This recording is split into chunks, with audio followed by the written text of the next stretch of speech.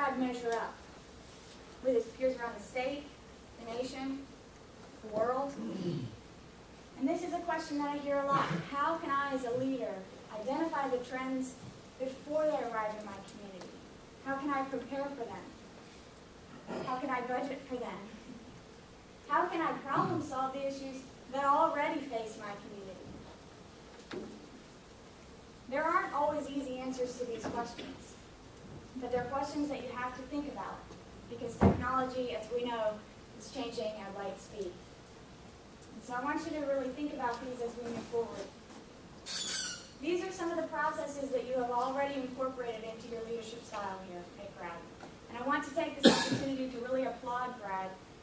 Compared to the other 15 area development districts, GRADD is the only one that has taken the first step in solving availability issues.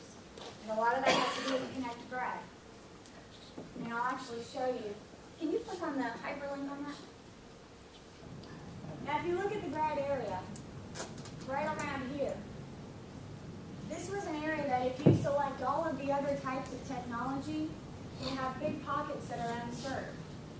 And even with the mapping errors, you have even greater populations that are unserved.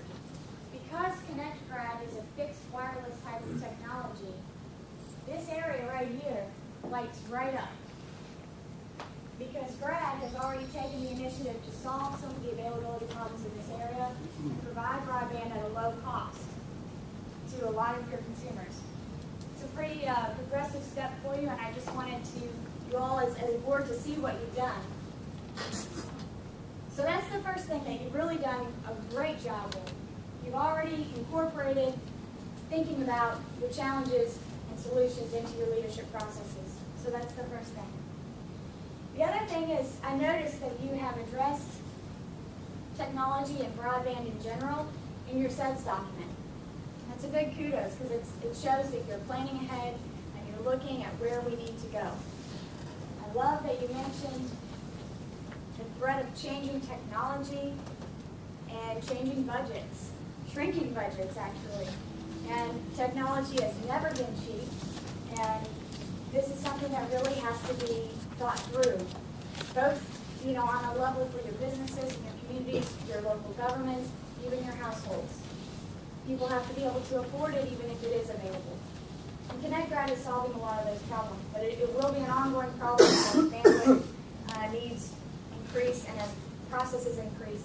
So something that I'm glad to see you are still considering. And then this I just thought I'd mention as a bragging. I'm so proud of J10 and actually of the GRADD board for all the work that you've done. Before the governor actually created an office to solve broadband issues around the state, J10 and the GRADD board had already begun working on initiating discussions with providers who can help solve their problems. Connect GRADD was an offspring of that. So great work on all three of these things, but there's more work to do. And just like technology, the work will always change and it will always seem insurmountable, but we will always tackle it.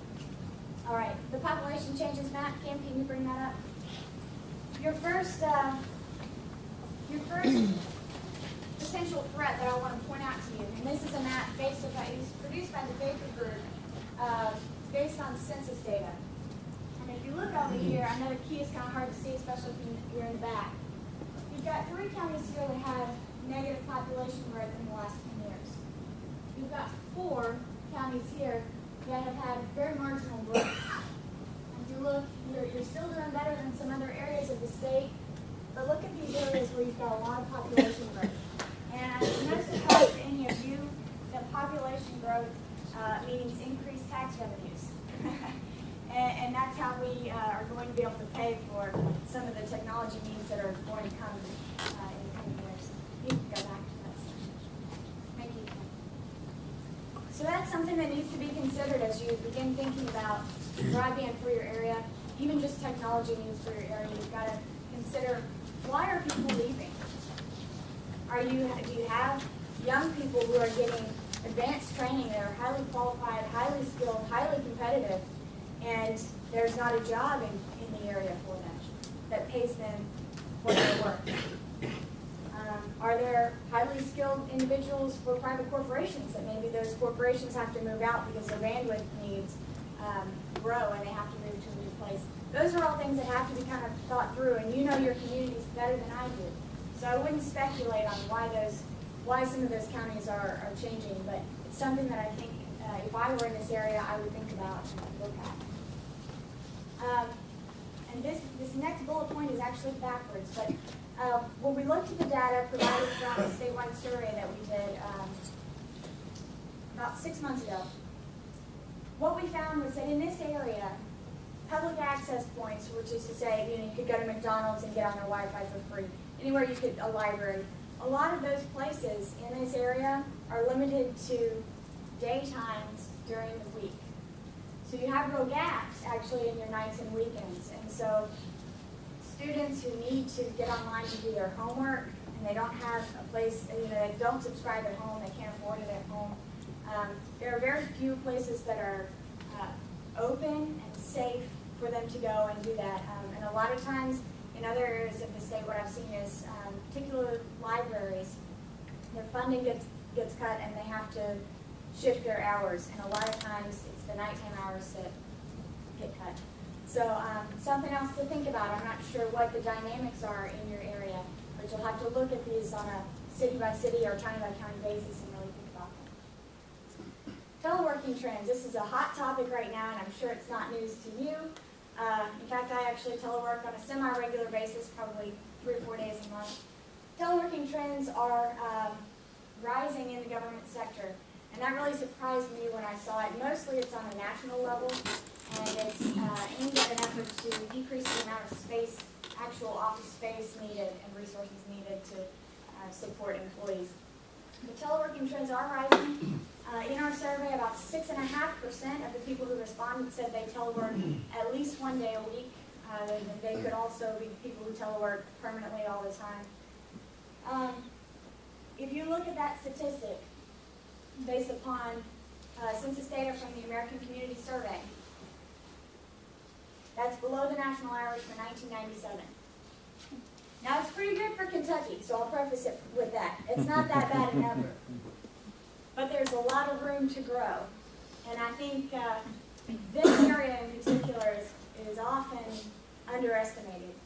A lot of people look at Kentucky and they think that all the potential, the greatest potential to grow and excel is often in Louisville or Lexington. I think Western Kentucky really has the ticket on that, and they're one of the best kept secrets here.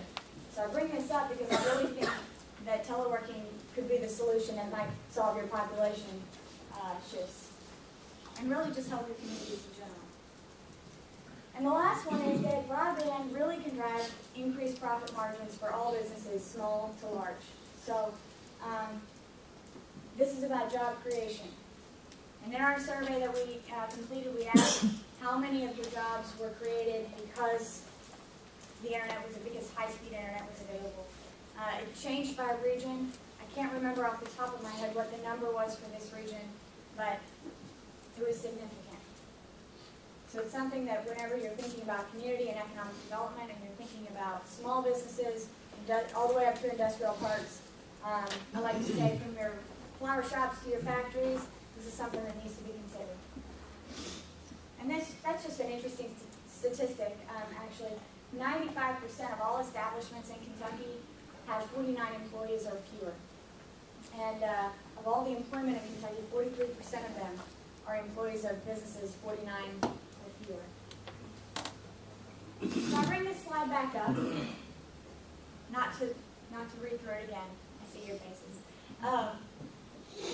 I want to today to challenge this board and the staff of GRADD, really, to begin thinking about the future of broadband in your area and to not settle.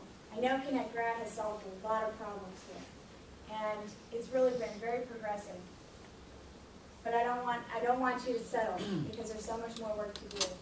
And as you go back to your communities, back to your hustle and bustle of whatever is going on in the courthouse or in the city council or whatever the case might be in church, I want you to think about each of these aspects, how they relate to the people that you know in your communities, and where the opportunities are for you to find a way to grow with broadband.